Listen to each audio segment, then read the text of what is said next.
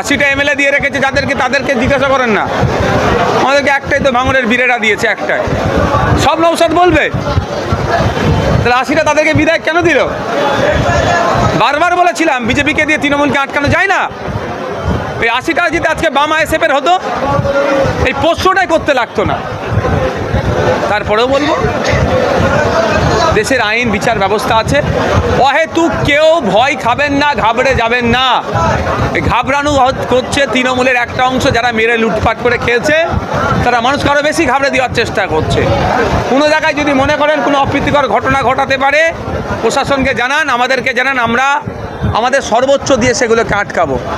ধর্মীয় অনুষ্ঠান হবে, বিগত দিন ধরে হয়ে আসছে, আগামী দিন ধরেও হবে, আগামীতেও হবে, কেউ আটকাতে পারবে না। Thank you. এখনো নির্বাচন প্রক্রিয়া শেষ হলো না, এখন এক জায়গায় নির্বাচন বাকি আছে। তারপরে যেভাবে শেষ হওয়ার আগেই সিইও থেকে সিএস হয়ে গেল, এটা একটা সন্দেহ থেকে যাচ্ছে।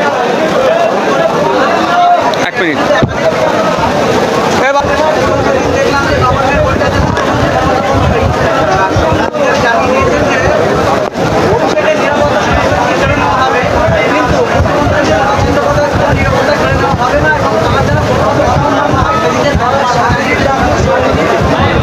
আপনার কোশ্চেনটা কি বলুন এর মধ্যে থেকে? আমিও তো এটা জানি। কোশ্চেন কি? আপনি এখান থেকে কোশ্চেন কি করতে চাইছেন বলেন?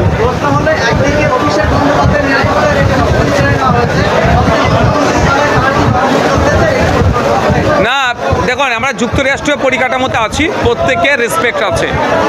ফরমার চিফ মিনিস্টারের যে ক্যাটাগরির সিকিউরিটি প্রোভাইড করা দরকার, তাকে সে প্রোভাইড করতে হবে। নওশাদ সিদ্দিকী এমএলএ হিসাবে যে নিরাপত্তা পাওয়ার দরকার, সেটা কিন্তু মমতা ব্যানার্জি দেয়নি, ফলে কোর্টে গিয়ে নিতে হয়েছে। দ্বিতীয় কথা, একজন এমপি হিসাবে যে নিরাপত্তা পাওয়া দরকার, সেটা তাকে দিতেই হবে। অভিষেক বাবুর ক্ষেত্রে সেটা হয়েছে। এবার পুরাতন একটা রাগ আছে, আমি আপনি সবাই জানেন, ওপেন সিক্রেট, যে অভিষেক বাবুর সাথে শুভেন্দু অধিকারী একটা পুরাতন আজকি আছে। এই সুযোগ তিনি পেয়েছেন, কাজে লাগাচ্ছে। এটা অভিযোগ ছিল শুভেন্দু বাবুকে নাকি দীর্ঘক্ষণ কলকাতাতে সিগনালে দাঁড় করিয়ে রেখে দিত, তখন ওরা সুযোগ পেত। তবে এই রাজনীতিতে আমি নাই। আমি এতটুকু শুধু বলতে চাই যে সংবিধান প্রদত্ত যে অধিকারগুলো আছে সুনিশ্চিত করা, অভিষেকবাবু মমতা ব্যানার্জি নয়, পশ্চিমবাংলার প্রতিটা নাগরিক যাতে নিরাপদে থাকে, সেটা দেখার দায়িত্ব বর্তমান মুখ্যমন্ত্রী শুভেন্দু অধিকারী মহাশয়ের। সুতরাং কার নিরাপত্তা কমলো, কার নিরাপত্তা সেম থাকলো, কার নিরাপত্তা বাড়লো, তা বিবেচ্য নয়। বিবেচনার মধ্যে থাকবে প্রত্যেকটা নাগরিক যেন নিরাপদে থাকে।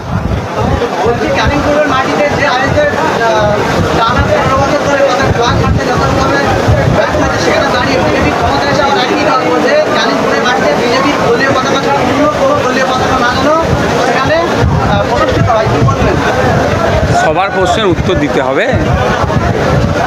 এখন নেতা সাজছে তো নাম কামাতে হবে, এই জন্য একটা দুটো কথা বলতে হবে, ভাইরাল হতে হবে, বড় নেতা হওয়ার শখ দেখেছে।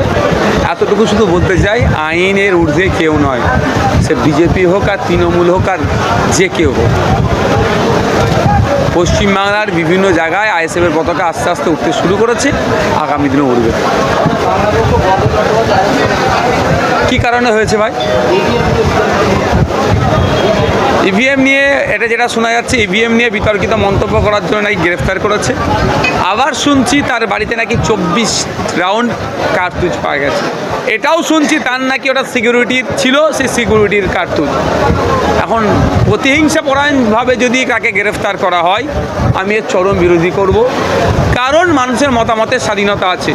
ইভিএম নিয়ে যদি কেউ বলে, কারো যদি রাগ হয়, সেজন্য অন্যায়ভাবে তাকে ফাঁসিয়ে যদি গ্রেফতার করে, আমি তার বিরুদ্ধে। এবার এটা এবার বিচার হবে, ওই রাউন্ড কার্তুজ কাজ ছিল না ছিল, কি ছিল, সময় কথা বলবে।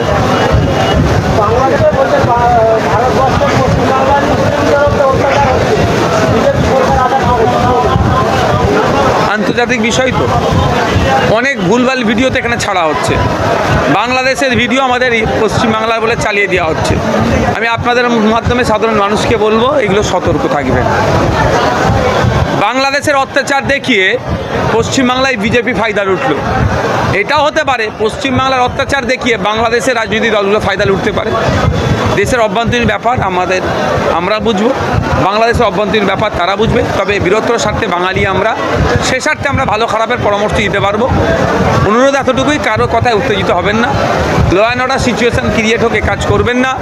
যদি মনে হয় এখানে বিশৃঙ্খলা কে করতে চাইছে, লোকাল থানায় কমপ্লেন করে আমাদেরকে জানান, আমরা যাতে প্রশাসন ব্যবস্থা গ্রহণ করে সর্বোচ্চ চেষ্টা করব।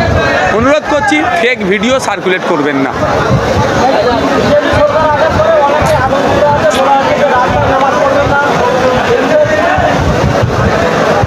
কাজটাই তো আতঙ্কে রাখা। আজকে শওকত সাহেবরা ভাঙড় সহ ক্যানিংয়ের মানুষকে আতঙ্কে রেখেছিল। মানুষ কি কম আছে? এদের কাজটা হচ্ছে আতঙ্কে রাখা। যে কে কি বলছে পাত্তা দেওয়ার দরকার নেই, এতটুকু মনে রাখবেন সংবিধান আছে, আর্টিকেল বলছে, সংবিধানের আর্টিকেলে উল্লেখ আছে আপনি আপনার ধর্ম পালন করতে পারবেন, ধর্মকে পালাতে পারবেন, ধর্ম প্রচার করতে পারবেন, ধর্মের প্রসার করতে পারেন, কারো কথাই পাত্তা দেওয়ার দরকার নেই। আতঙ্কিত তারা বেশি হচ্ছে যারা মেরে লুটে খেয়ে রেখে দিয়েছে।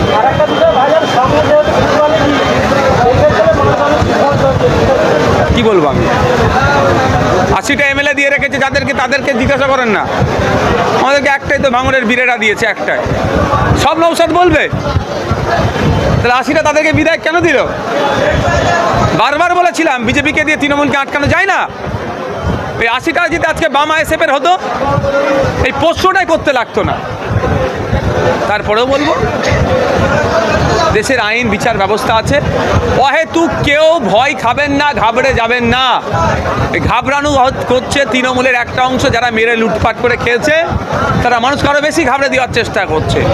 কোনো জায়গায় যদি মনে করেন কোনো অপ্রীতিকর ঘটনা ঘটাতে পারে, প্রশাসনকে জানান, আমাদেরকে জানান, আমরা আমাদের সর্বোচ্চ দিয়ে সেগুলোকে আটকাবো।